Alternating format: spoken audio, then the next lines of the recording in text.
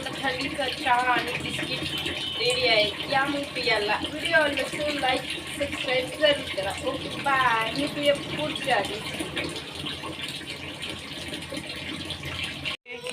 दुपारच्या जेवणामध्ये खूप भूक लागली होती म्हणून खिचडी बनवून घेतला आणि खिचडी खाली. पुन्हा मग चिक्की करावं म्हणलं. चिक्की म्हणत होता, मग त्याच्यासाठी चिक्कीला शेंगदाणे भाजून घेतले. शेंगदाणे भाजून झाल्यानंतर त्याचे टरफे काढण्यासाठी सोपात काढून घेतले आणि वाटीने टरफे काढून घेतले आणि याच्यावर पाव किलो गूळ घेतला. पाव किलो शेंगदाण्याला ते कढाई गरम केली आणि कढाईमध्ये टाकला. आणि असं पाणी वगैरे काही टाकायचं नाही, असं पळीनं थोडं निबर असलं त्याला असं फोडून घ्यायचं. पळीनं फुटतो आणि असं जाळी झालं की त्याच्यामध्ये थोडं तूप टाकून घ्यायचं, म्हणजे जेणेकरून चिक्की कडक होणार नाही, ठिसूळ होणार. 2 चमचे तूप टाकून घेतलं आणि थोडं तूप पोळपाटाला पण मी कधी लावलं नव्हते, पण पहिल्यांदाच लावून घेतलं.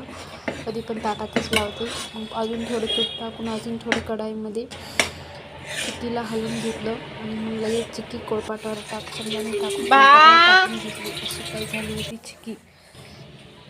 माझी चिक्की अशी काही झाली होती. आता निघते की नाही ते मला खूप भीती वाटत होती आणि मी जसा विचार केला तसंच झालं. चिक्की काही निघली नव्हती माझी. मग थोडा वेळ कपडे आणले बाहेरून, कपड्याच्या घड्या केला, आवरून घेतलं आणि मग लगेच आपल्या कामाला लागावं म्हणलं. किचनकडे गेले. पुन्हा देवाला दिवा वगैरे लावला. कॅमेरा चालू आहे की नाही चेक करून बघत होते.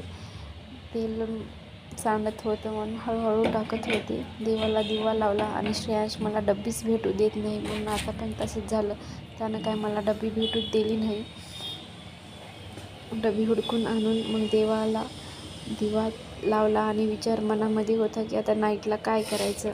पुन्हा मग लगेच अजून चिक्कीकडे गेली. चिक्की काय माझी निघली नाही, अशी काय अवस्था झाली होती. पण खायला खूप टेस्टी झाली होती. थोडी निघली, थोडी काय फुटून गेली. आजचा ब्लॉग इथं एंड करूया.